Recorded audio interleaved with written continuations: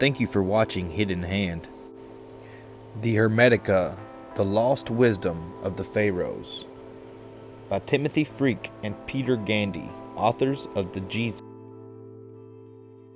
a forgotten spiritual classic. The Hermetica is a collection of writings attributed to Thoth, a mythical ancient Egyptian sage whose wisdom is said to have transformed him into a god. Thoth, who was venerated in Egypt from at least 3000 BCE, is credited with the invention of the sacred hieroglyphic writing, and his figure, portrayed as a scribe with the head of an ibis, can be seen in many temples and tombs. He is the dispatcher of divine messages and the recorder of all human deeds. In the great hall of judgment, at the afterlife court of the god Osiris, Thoth would establish whether the deceased had acquired spiritual knowledge and purity, and so deserved a place in the heavens. Thoth was said to have revealed to the Egyptians all knowledge on astronomy, architecture, geometry, medicine, and religion, and was believed by the ancient Greeks to be the architect of the pyramids. The Greeks, who were in awe of the knowledge and spirituality of the Egyptians, identified Thoth with their own god Hermes, the messenger of the gods and the guider of the souls in the realm of the dead. To distinguish the Egyptians' Hermes from their own, they gave him the title Trismegistus, meaning thrice great, to honor his sublime wisdom. The books attributed to him became collectively known as the Hermetica. Although largely unknown today, the writings attributed to Hermes, Thoth, have been immensely important in the history of the Western thought. They profoundly influenced the Greeks, and through their rediscovery in the 15th century Florence, helped to inspire the Renaissance, which gave birth to our modern age. The list of people who have acknowledged a debt to the Hermetica reads like a who's who of the greatest philosophers, scientists, and artists that the West has produced. Leonardo da Vinci, Dürer, Botticelli, Roger Bacon, Paracelsus, Thomas More, William Blake, Kepler, Copernicus, Isaac Newton, Sir Walter Raleigh, Milton, Ben Jonson, David Defoe, Shelley and his wife Mary, Victor Hugo, and Carl Jung.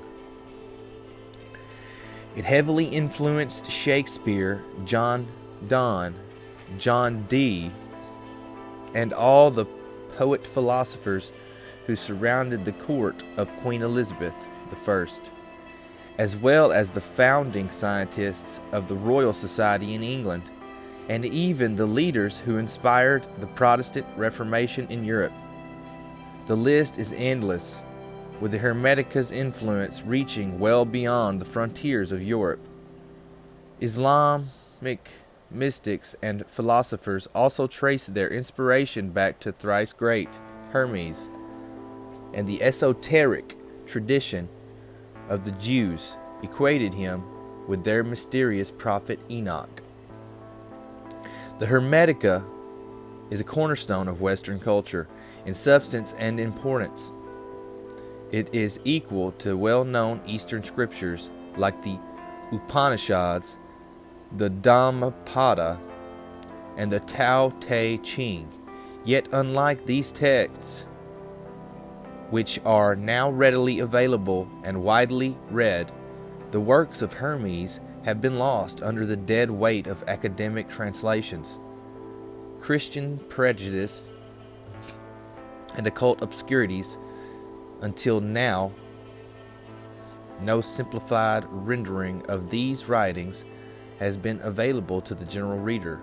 All previous versions in English language are very dense, impenetrable, and loaded down with notes and subtext, and make them difficult to digest. This new version, however, makes this ancient wisdom more easily accessible. It presents carefully selected extracts of the Hermetic texts, linked together into a narrative and rendered into easily understood English. What emerges is an inspiring and illuminating taste of a forgotten classic. The history of the Hermetica. The early origins of the Hermetica are shrouded in mystery, but the evidence suggests it is a direct descendant of an ancient philosophy of the Egyptians. However, the handful of surviving works attributed to Hermes are not written in an ancient Egyptian hieroglyphs, but in Greek, Latin, and Coptic. There were collated in the city of Alexandria in Egypt during the 2nd and 3rd century CE. Here, the Hermetic philosophy helped inspire some of the greatest intellectual achievements of the ancient world. Alexandria was a great center of learning, surpassing even Athens. Its founder, Alexander the Great, had conquered and united Greece, Persia, Egypt, and India into one vast empire. Cultures that had grown up more or less independently were brought together, and there was no bigger melting pot than Alexandria. Into this new universal city, Greek cosmopolis poured men and women of every race and nation: Greeks, Jews, Egyptians, Babylonians, Phoenicians, and even Buddhists from India, associated together in relative peace.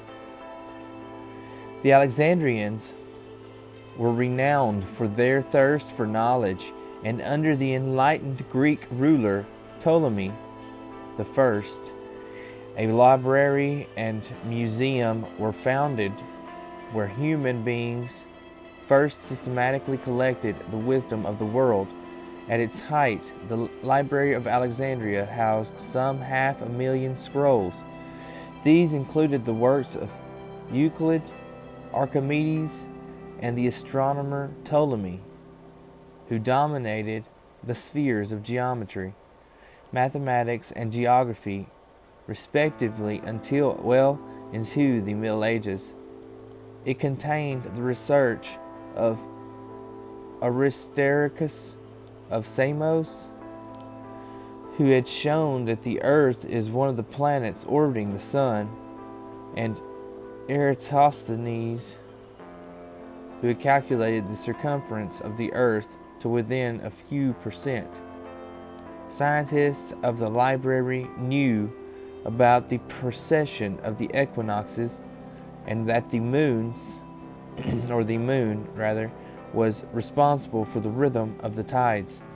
Alexandria was also rich in esoteric knowledge: Pythagoreanism, Chaldean oracles, Greek myths, Platonic and Stoic philosophy, Judaism, Christianity, the Greek mystery schools, Zoroastrianism, astrology, alchemy, Buddhism, and of course the ancient Egyptian religion were all practiced, studied, compared, and discussed.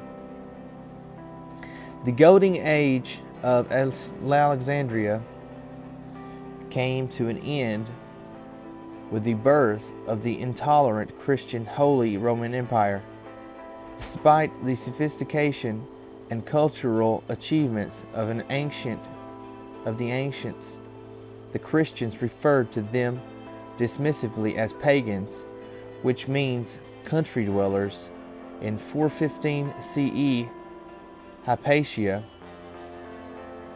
one of the last great scientists and pagan philosophers working at the Library of Alexandria, was seized by a mob of Christians who removed her flesh with scallop shells and burnt her remains. Their leader, Bishop Cyril, was later canonized Saint Cyril. The great library was finally destroyed as so much pagan superstition and this wealth of knowledge was scattered to the four winds. The Christian Roman Emperor Theodosius closed pagan temples across the empire and began the previously unknown phenomenon of book burning. For the West, the 5th century ushered in the 1,000-year period appropriately known as the Dark Ages.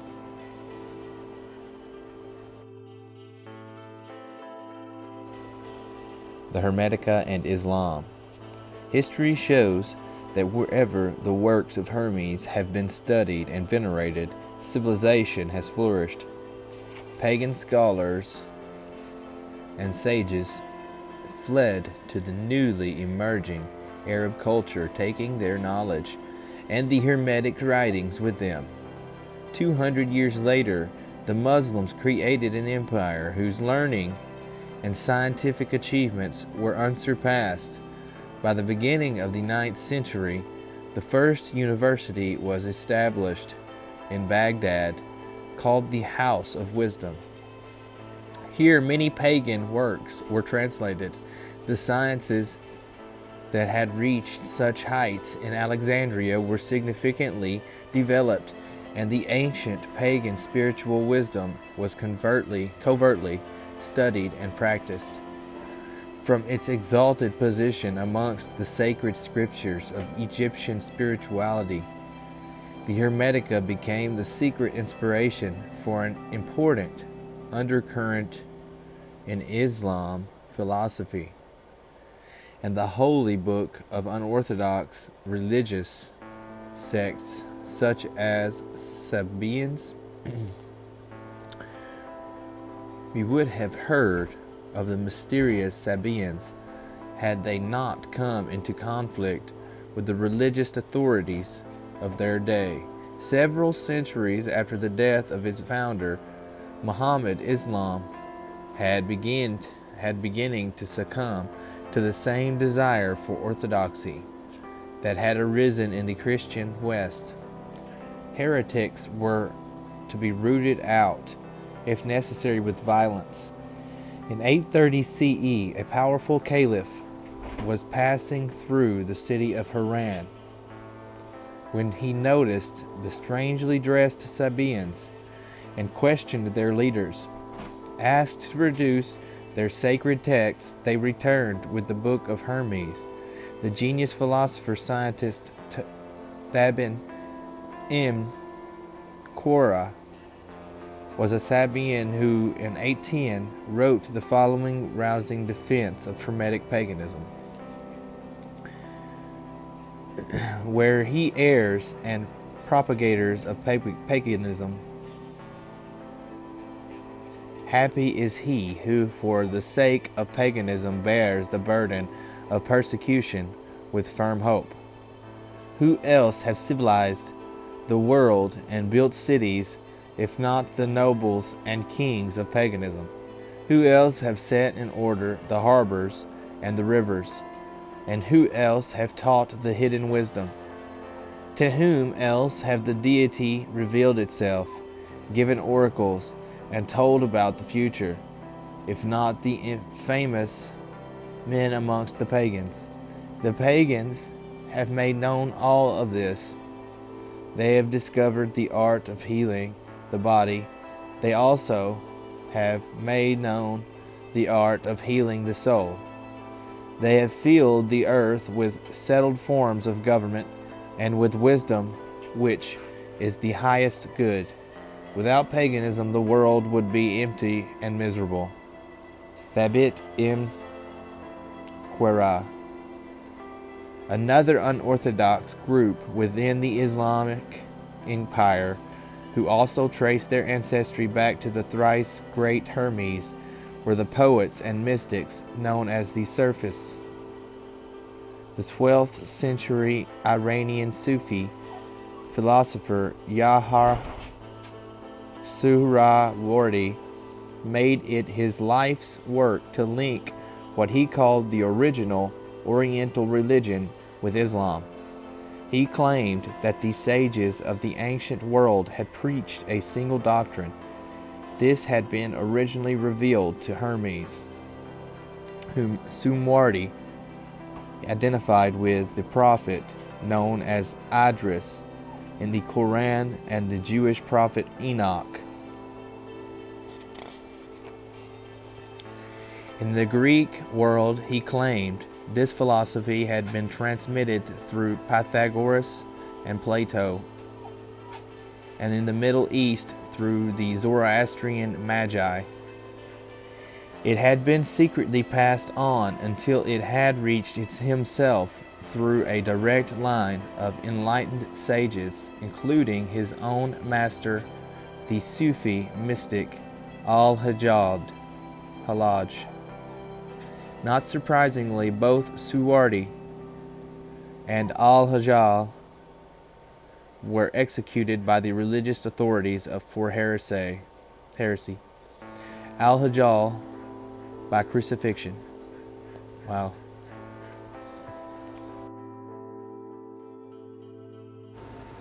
Thank you for watching Hidden Hand.